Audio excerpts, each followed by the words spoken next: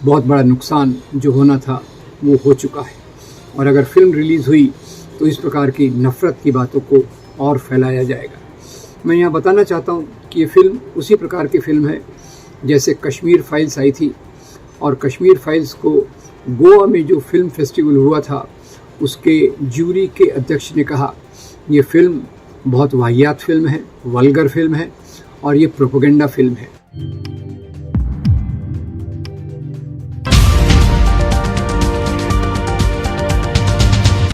जैसे हम सब जानते हैं 5 मई को द केरला स्टोरी नाम की एक फ़िल्म रिलीज़ होने वाली है।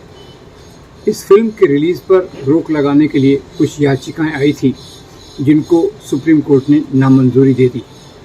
याचिकाकर्ताओं का कहना था कि ये फिल्म काल्पनिक बातों पर आधारित है और ये झूठी बात को सच्ची घटनाओं के आधार पर प्रस्तुत करने की कोशिश कर रही है।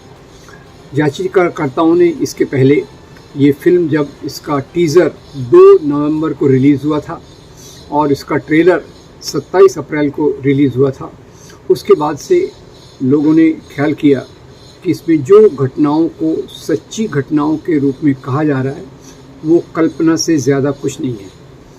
इन 2 टीज़र और ट्रेलर के आधार पे कहा जा सकता है, फिल्म का दावा है कि 32,000 हिंदू, ज़्यादातर हिंदू और शायद थोड़ी क्रिश्चियन लड़कियों को इस्लाम में परिवर्तित किया गया है, धर्मांतरण किया गया है लव जिहाद के माध्यम से, और उनको अभी इस्लामिक स्टेट जो विश्व का सबसे ख़तरनाक आतंकवादी संगठन है उसमें काम करने के लिए सीरिया, अफ़गानिस्तान और बाकी वेस्ट एशिया के देशों में भेजा गया है।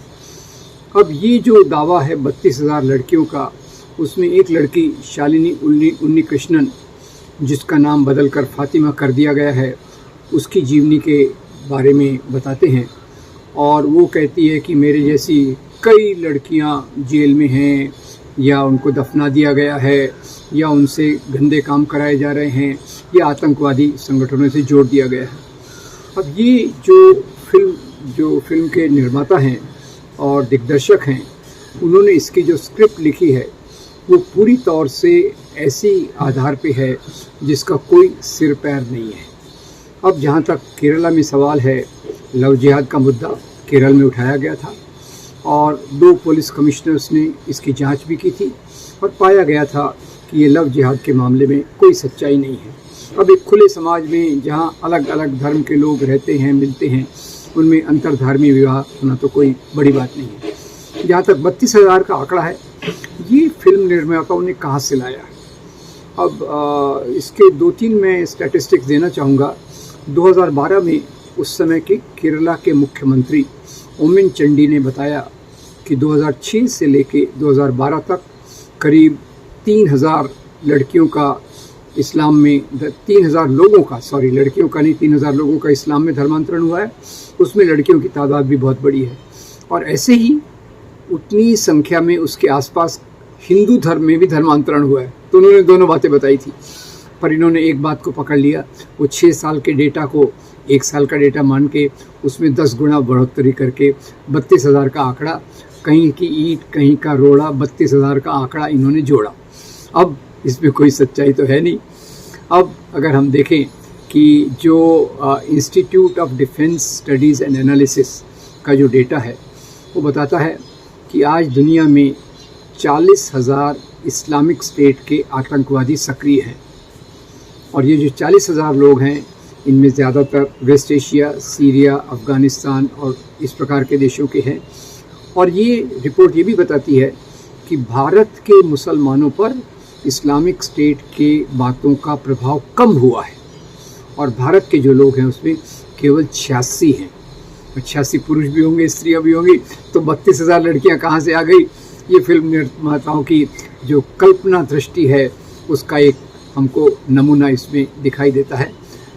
कल्पना दृष्टि कहिए या एक प्रोपेगेंडा करने की नीयत कहिए या कोई एजेंडा कहिए, उस एजेंडा के आधार पे उन्होंने ऐसे आंकड़ों को खड़ा कर दिया।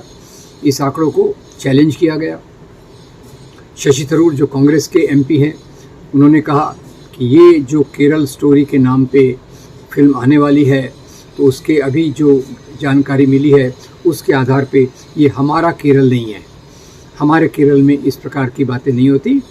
और उन्होंने 1 करोड़ का इनाम रखा कि अगर आप 32,000 का आंकड़ा सही रख दोगे, सिद्ध कर पाओगे, तो हम आपको 1 करोड़ रुपया इनाम देंगे। ऐसा ही दूसरा कई लोगों ने भी कहा।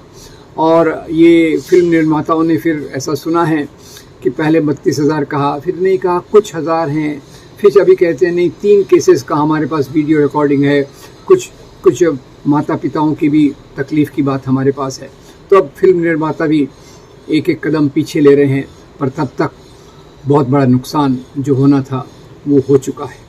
और अगर फिल्म रिलीज़ हुई तो इस प्रकार की नफ़रत की बातों को और फैलाया जाएगा। मैं यहाँ बताना चाहता हूँ कि ये फ़िल्म उसी प्रकार की फ़िल्म है जैसे कश्मीर फाइल्स आई थी। और कश्मीर फाइल्स को गोवा में जो फिल्म फेस्टिवल हुआ था उसके जूरी के अध्यक्ष ने कहा ये फ़िल्म बहुत वाहियात फ़िल्म है, वल्गर फ़िल्म है और ये प्रोपेगेंडा फ़िल्म है। अब यहाँ क्रिएटिव फ्रीडम यानी हमारी जो सृजकता का ये निशानी है जो लेखक फिल्म निर्माताओं में होता है, उसका उपयोग करके इस प्रकार की कहानी को बनाया गया है।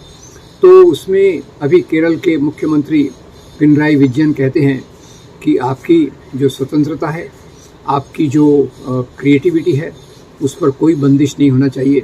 पर आपकी क्रिएटिविटी अगर प्रोपेगेंडा द्वारा चलती है, वो समाज में अगर एक बंटवारा लाने की कोशिश करती है, तो इस प्रकार की क्रिएटिविटी ये समाज के लिए घातक है। आप जानते होंगे कश्मीर फाइल्स ने जो आधे सत्यों पर आधारित थी और उसमें ज़्यादा झूठ रखा गया था, उसने समाज का कितना नुकसान किया। उसी तर्ज पर ये फिल्म भी आगे आना चाहती है और ये उस कड़ी में एक भाग है कि जिसमें थोड़े 1-2 घटनाओं को लेकर ब्लो अप बढ़ा चढ़ाकर बताते हैं। और जहाँ तक नेशनल कमीशन ऑफ विमेन है, नेशनल कमीशन ऑफ विमेन से इंक्वायरी की गई कि लव जिहाद के कितने केसेस आए हैं, तो उन्होंने कहा इस प्रकार का कोई डेटा हमारे पास नहीं है। अभी में महाराष्ट्र में देखा गया, सकल हिंदू समाज के नाम पर एक संगठन ने जगह जगह प्रदर्शन किए लव जिहाद के खिलाफ और उन्होंने कोशिश की समाज के वातावरण को और दूषित करने की, खराब करने की।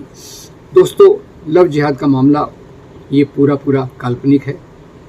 इसमें इसका मुख्य उद्देश्य है कि एक तरफ मुसलमान नौजवानों के खिलाफ नफ़रत पैदा करना और दूसरी तरफ हिंदू स्त्रियों पर एक पितृसत्तात्मक नियंत्रण रखना।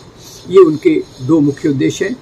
और कोई भी धर्म के नाम की राजनीति हो, वो पितृसत्तात्मकता पर चलती है, स्त्रियों के जीवन पर नियंत्रण करना चाहती है और इस बहाने वो लड़कियों पर उनके किससे मिलती हैं, किससे जुलती हैं, उनके मैसेजेस क्या हैं, किसके फ़ोन आते हैं, इन सब चीज़ों का एक प्रकार से नियंत्रण करना चाहते हैं। तो लव जिहाद एक बना बनाया मामला है जिसमें किसी भी प्रकार की सच्चाई नहीं है।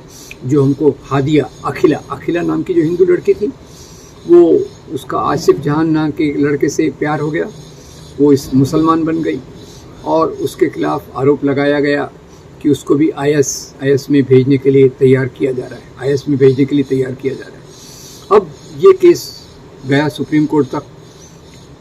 निचली अदालतों ने कहा कि भाई ये जो अखिला नाम की हिंदू लड़की, ये जो हादिया बन गई है, इसको तो फंसा दिया गया है, तो इसकी कस्टडी इसके पिता के पास देना चाहिए। सुप्रीम कोर्ट तक वो लड़की गई, वो होम्योपैथिक डॉक्टर बन गई होगी, अभी होम्योपैथिक स्टूडेंट थी। तो वो सुप्रीम कोर्ट ने जब उसकी बात सुनी, फरियाद सुनी, तो वापस उसको उसके पति के पास भेज दिया गया और वो अपने पति के साथ रह रही है। तो ये सवाल है कि इस प्रकार की जो चीज़ों को हमारे समाज में निर्मित किया जा रहा है और ख़ास तौर से केरल में क्यों, क्योंकि केरल में जो बंटवारा करने वाले मुद्दे हैं, जैसे उत्तर भारत में गाय के नाम पे, मंदिर के नाम पे, दूसरी चीज़ों के नाम पर बंटवारा किया जा रहा है और यहाँ जो केरल में उनकी दाल नहीं गल रही, ये मुद्दे तो वहाँ चलने वाले नहीं हैं। वहाँ तो बीफ प्रॉमिस किया जाता है, मंदिर का मामला इतना है नहीं। वहाँ तो जो चीज़ें चलती हैं, नारायण गुरु के मूल्य चलते हैं। और अलग अलग धर्म के लोग वहाँ बहुत प्रेम से रहते हैं, सद्भावना से रहते हैं। और केरल जब कहा जाए तो हर समय यही बात दिमाग में आती है कि ये वो प्रदेश है जहाँ साक्षरता सबसे ज़्यादा है, जहाँ सोशल इंडेक्स जो सामाजिक मानदंड मानसूचक दंड हैं वो सबसे बेहतरीन है, सबसे प्रगतिशील प्रदेश है। तो उसके बारे में अब वहाँ सांप्रदायिकता को स्थापित करने के लिए इस प्रकार की हथकंडों का इस्तेमाल किया जा रहा है। तो ये केरल स्टोरी, फिल्म कम है, प्रोपेगेंडा ज़्यादा है, क्रिएटिविटी कम है, नफ़रत फैलाने का ज़रिया ज़्यादा है। तो कम से कम सेंसर बोर्ड ने इनके आंकड़ों को चेक करना चाहिए। मैं किसी भी फिल्म को बैन करने के सपोर्ट में नहीं हूँ, पर हाँ इतना ज़रूर कहूँगा कि जो फिल्में जानबूझकर नफ़रत फैलाती हैं, गलत डेटा पर आधारित हैं, उनको चैलेंज करना चाहिए, उनको दुरुस्त करने की एक बात करना चाहिए और बाकी चीज़ें वो अपने आधार पे कर सकते हैं। और इसके बारे में कोई शंका नहीं कि आज कई लोग ऐसे हैं जो दक्षिणपंथी हैं और क्रिएटिविटी के नाम पर समाज में एक गंदा प्रोपेगेंडा फैलाने की कोशिश कर रहे हैं, समाज को बांटने की कोशिश कर रहे हैं। ये कोशिशों का हमें पूरा मुकाबला करके सही बातों को लोगों तक पहुंचाने की कोशिश करना चाहिए और वही हमारे संविधान के मूल्यों के अनुरूप होगा। आपका बहुत धन्यवाद। आप इस वीडियो को अगर अच्छा लगा तो लाइक कीजिए, हमारे चैनल को सब्सक्राइब कीजिए और वीडियो को आगे फॉरवर्ड कीजिए। आपका बहुत धन्यवाद। Thank you very much. आपसे निवेदन है कि आप हमारे चैनल को सब्सक्राइब जरूर कीजिएगा ताकि आपको वो खबरें पहुंचती रहें जिनको गोदी मीडिया नहीं दिखाता है, वो हम आप तक पहुंचाने की कोशिश करते हैं। फिलहाल इस वीडियो में इतना ही, हमें दीजिए इजाज़त। आगे फिर मुलाकात होगी आपसे किसी ऐसी खबर के साथ। तब तक के लिए जय हिंद, धन्यवाद।